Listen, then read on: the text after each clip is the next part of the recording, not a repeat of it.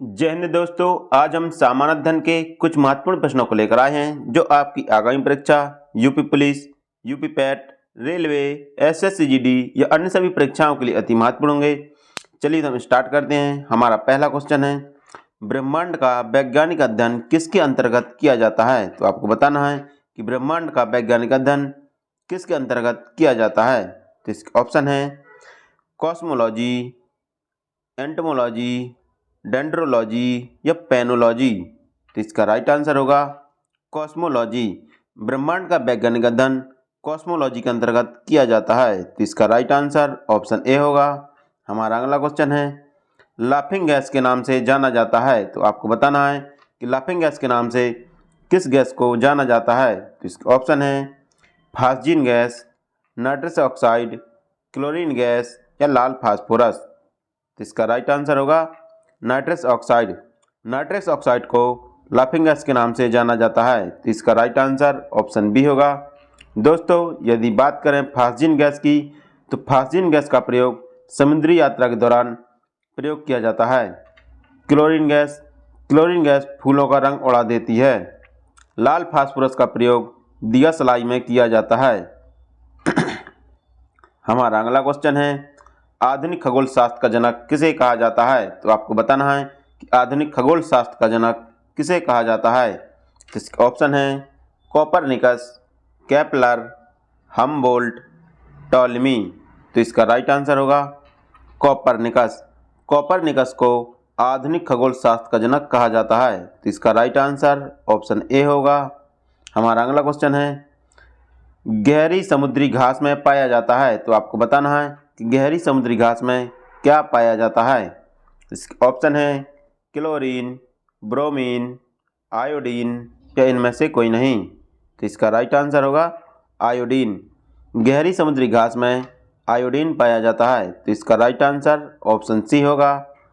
हमारा अगला क्वेश्चन है, प्रयोगशाला में बनाया गया पहला कार्बनिक यौगिक है। तो आपको बताना है कि प्रयोगशाला में बनाया गया पहला कार्बनिक यौगिक कौन सा है। तो इसका ऑप्शन है यूरिया, अमोनिया, फास्फोरस या पोटेशियम। तो इसका राइट आंसर होगा यूरिया।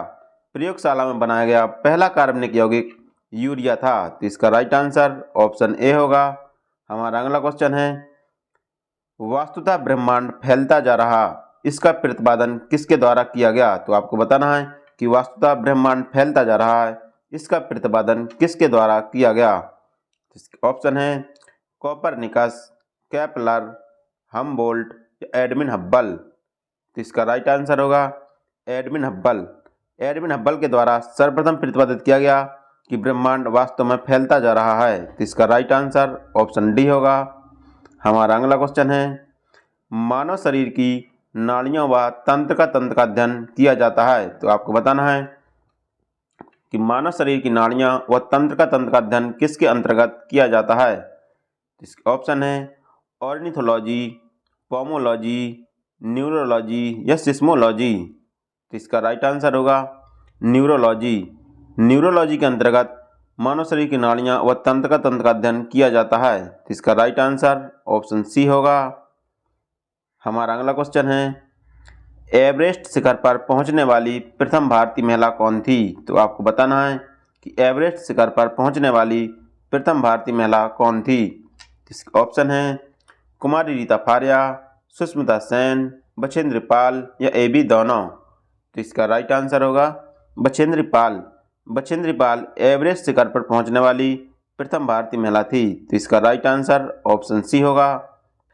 हमारा अगला क्वेश्चन है, ब्रह्मांड की उत्पत्ति के संबंध में सर्वमान्य सिद्धांत बिग बैंग का महाविस्फोटी सिद्धांत का प्रतिपादन किसने किया था? तो आपको बताना है कि ब्रह्मांड की उत्पत्ति के संबंध में सर्वमान्य सिद्धांत बिग बैंग का महाविस्फोटी सिद्धांत का प्रतिपादन किसके द्वारा किया गया।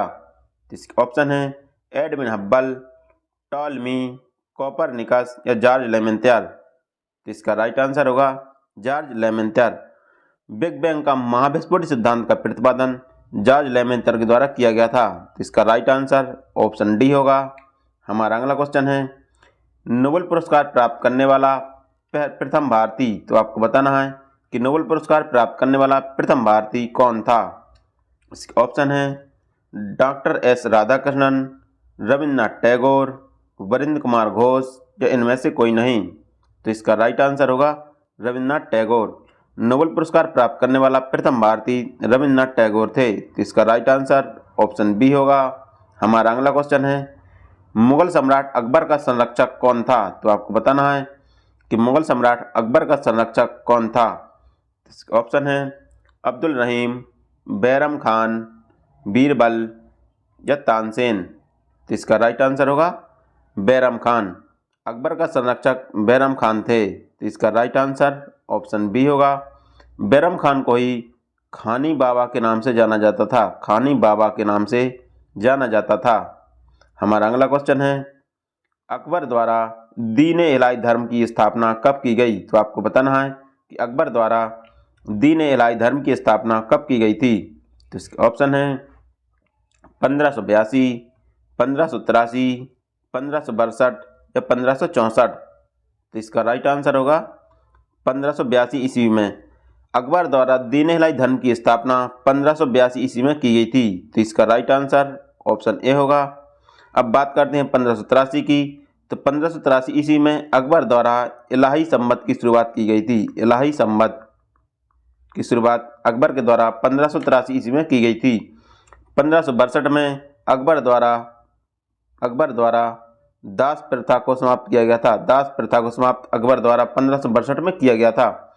1564 में अकबर ने जजिया कर समाप्त किया था। 1564 में अकबर द्वारा जजिया कर समाप्त किया गया था। हमारा अगला क्वेश्चन है, पृथ्वी के सबसे निकटतम निहारिका है। तो आपको बताना है कि पृथ्वी के सबसे निकटतम निहारिका कौन सी है। तो इसका ऑप्शन है एंड्रोमेडा, एस्टोमेडा, दुग्ध मेखला या सप्तऋषि। तो इसका राइट आंसर होगा एंड्रोमेडा। पृथ्वी के सबसे निकटतम निहारिका एंड्रोमेडा है। तो इसका राइट आंसर ऑप्शन ए होगा। हमारा अगला क्वेश्चन है, अकबर द्वारा सीरी कलम की उपाधि किसको दी गई थी। तो आपको बताना है कि अकबर द्वारा सीरी कलम की उपाधि किसको दी गई थी। तो इसका ऑप्शन है मोहम्मद हुसैन, अब्दुल समद, नरहरी या तानसेन। तो इसका राइट आंसर होगा अब्दुल समद। अब्दुल समद को अकबर द्वारा सीरी कलम की उपाधि दी गई थी। तो इसका राइट आंसर ऑप्शन बी होगा। हमारा अगला क्वेश्चन है, हिंदी साहित्य का स्वर्ण युग कहा जाता था। तो आपको बताना है कि हिंदी साहित्य का स्वर्ण युग किसके काल को कहा जाता था। इसके ऑप्शन है जहांगीर के काल को, अकबर के काल को, शाहजहां के काल को या इनमें से कोई नहीं। तो इसका राइट आंसर होगा अकबर के काल को। अकबर के काल को हिंदी साहित्य का स्वर्ण युग कहा जाता था। तो इसका राइट आंसर ऑप्शन बी होगा। बात करते हैं जहांगीर की। जहांगीर के काल को चित्रकला का स्वर्ण युग कहा जाता था। चित्रकला का स्वर्ण युग कहा जाता था। शाहजहां के काल को स्थापत्य कला का स्वर्ण युग कहा जाता था।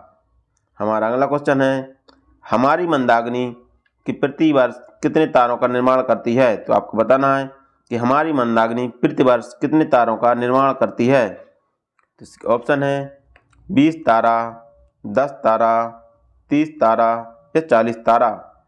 तो इसका राइट आंसर होगा 10 तारा। हमारी मंदाकिनी है जो प्रति वर्ष 10 तारों का निर्माण करती है। तो इसका राइट आंसर ऑप्शन बी होगा।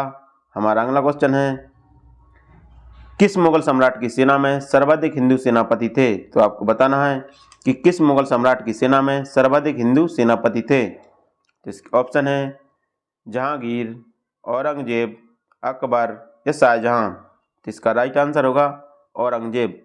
औरंगजेब की सेना में सर्वाधिक हिंदू सेनापति थे। तो इसका राइट आंसर ऑप्शन बी होगा।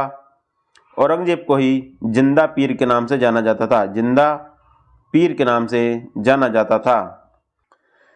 हमारा अगला क्वेश्चन है, मुगल काल में किस विभाग के प्रधान को दरोगा या डाक चौकी कहा जाता था। तो आपको बताना है कि मुगल काल में किस विभाग के प्रधान को दरोगा या डाक चौकी कहा जाता था। तो इसके ऑप्शन है सूचना एवं गुप्तचर विभाग, कृषि विभाग, सड़क एवं परिवहन विभाग या न्याय विभाग।